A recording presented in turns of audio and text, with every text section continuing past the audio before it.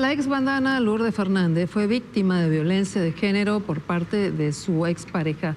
La intervención de la madre y también la intervención de las amigas de la cantante fueron fundamentales para poder rescatarla. Aun cuando la víctima niegue su situación, se pone en evidencia el desamparo que existe en contextos violentos. Para analizar estos temas estamos en comunicación con la doctora en psicología clínica, Silvia Papuchado. Doctora, buenas noches. Hola, ¿qué tal? Buenas noches, Silvina. Buenas noches, Jorge. Encantada. Un gusto. ¿Cómo podría explicar este caso?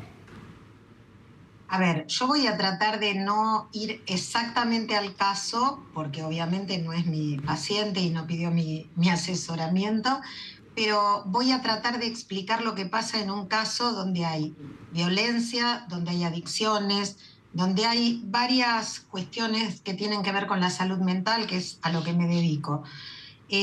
Muchas veces las víctimas no pueden denunciar porque en realidad lo que no pueden es salir del círculo de violencia en el que están. Y no pueden porque su voluntad está cooptada o por la adicción o por algún otro tipo de patología mental. La adicción en sí misma ya es una patología.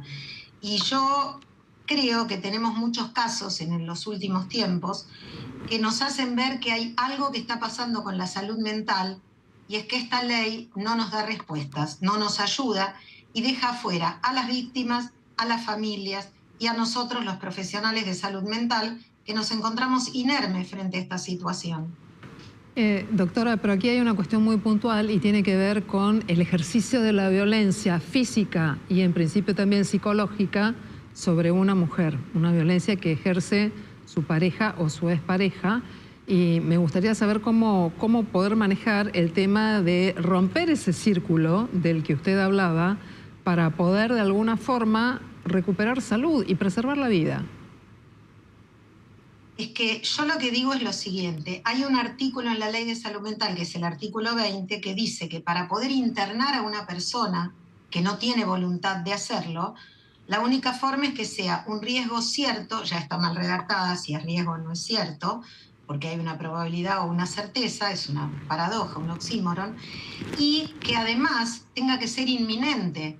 En este caso, como en tantos otros, el de Córdoba, lo que pasó con el doble femicida, etcétera, lo que se pide es que haya voluntariedad. La pregunta que yo me hago es: ¿dónde está la voluntad de una persona que está enferma, cuya mente no tiene voluntad, no entiende, no se hace cargo, no puede hacerse cargo de cuál es su patología, porque no es consciente de ella? Entonces, claramente no solo no puede denunciar, sino que aún en caso de que un familiar, como puede ser su madre, una amiga, como puede pasar en este caso o en el otro caso que digo, no sé, incluso en el caso de Lucio Dupuy, casos que quedan absolutamente fuera de la ley, porque no se puede judicializar a una persona, es muy difícil, la ley no lo prohíbe, pero sí lo complica. Pero aquí en este caso, Lourdes fue rescatada.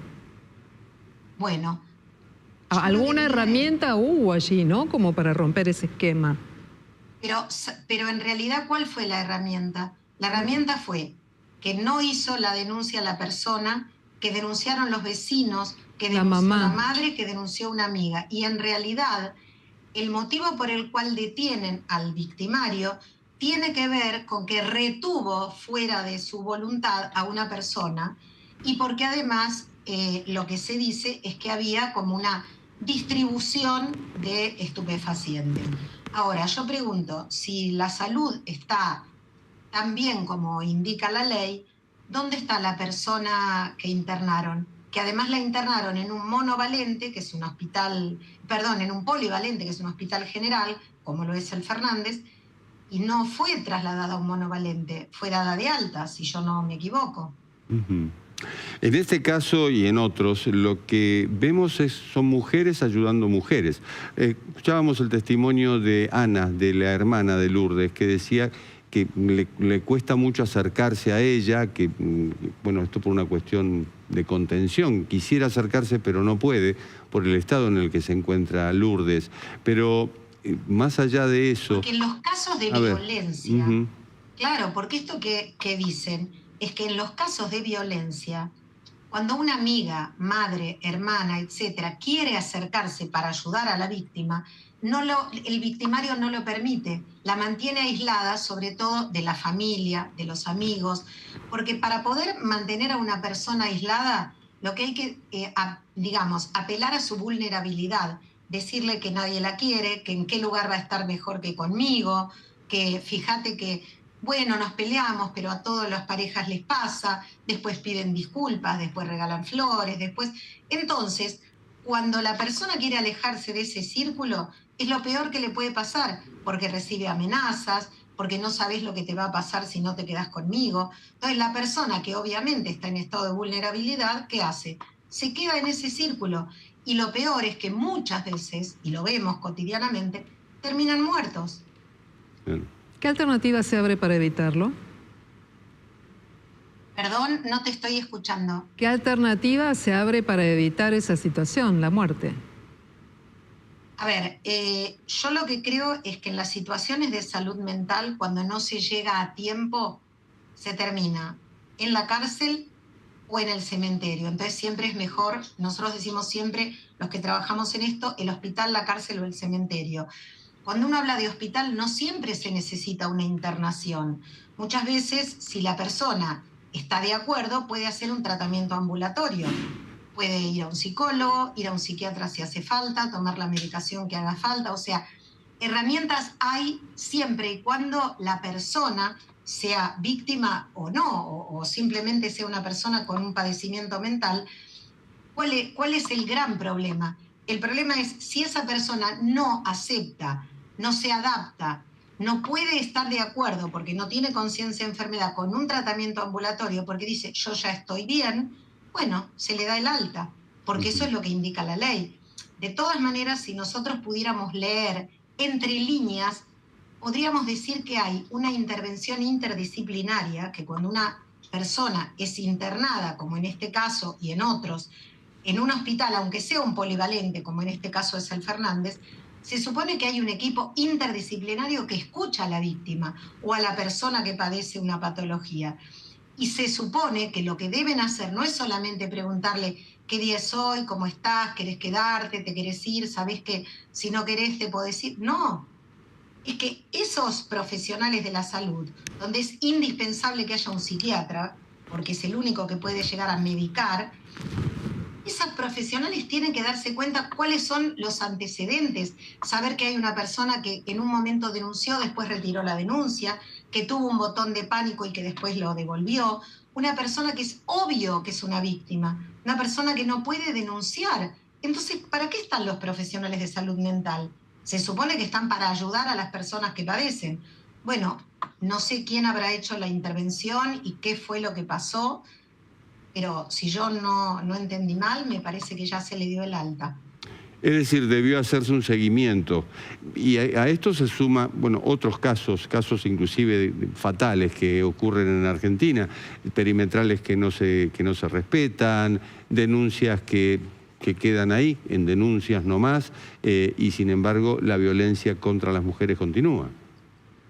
Bueno, contra las mujeres y, por ejemplo, en el caso Dupuy, contra un niño. También. Y, por ejemplo, en el caso Roldán, que fue el famoso caso de Malva en el 2020, ustedes recuerdan, un paciente con esquizofrenia, termina muerto y además matando a un policía, tiene que ver con esta falta de la ley de salud mental, con una ley que dice que defiende los derechos humanos y que yo me pregunto, ¿los derechos de quién? ¿Las víctimas no tienen derechos humanos? ¿Lucio no tuvo derechos humanos? ¿La mujer que mató a su expareja en Córdoba no tiene derechos humanos? ¿Para quién?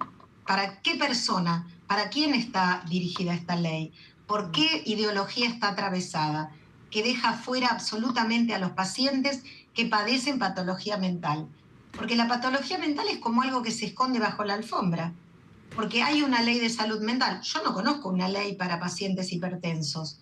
Entonces, se creó el término salud mental precisamente para respetarlos. Yo recuerdo el debate parlamentario, doctora, de esta ley, que lo que justamente muchas personas señalaban era el abuso de casos de personas internadas de manera abusiva. personas que eran cuerdas y que terminaban internadas en espacios que no correspondían. No quiero poner tanto el foco en esto, porque estamos hablando de violencia de género, pero sí me remonto al tema del debate parlamentario y los casos de abuso de personas sanas que terminaban en lugares que no eran adecuados también fueron muy importantes y determinantes en el momento de la reformulación. Pero quiero poner el foco en los atacantes, ¿sí? En los hombres en los atacantes de estas mujeres, en los que ejercen violencia, en los que tienen este grado de falta de límites como para retener la libertad de una persona.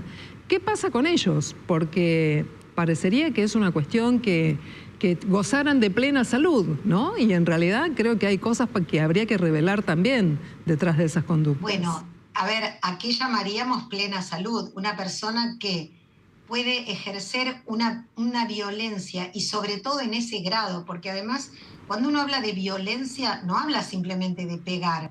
Violencia es aislar a la persona de su familia, de sus amigos. La violencia puede ser una violencia psicológica, decirle vos no vales nada, quién sos, no trabajás, no tenés nada.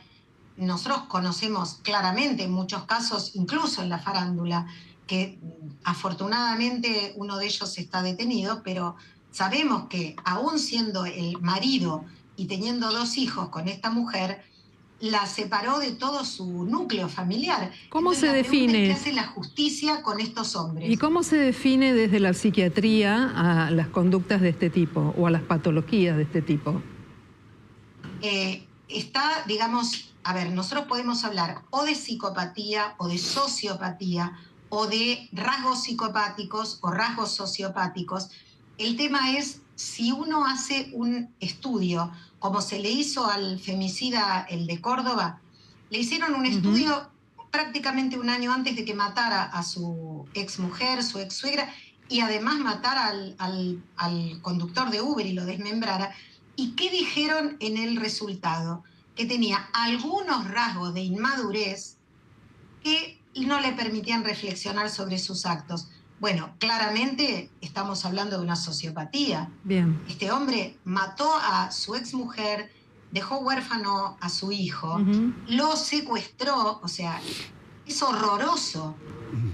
Por eso digo que estamos hablando de casos paradojales, obviamente, porque es el padre, o es el marido, o es el novio, o sea, una persona que se supone que es en quien uno confía o a quien uno ama, y en realidad responde de la manera absolutamente contraria. Seguro. Doctora Silvia Papuchado, ha sido un gusto. Muchísimas gracias. Muchas gracias y sobre todo muchas gracias por tener la salud mental en agenda. Gracias a usted. Buenas noches. Buenas noches. La legislatura declaró como huésped de honor a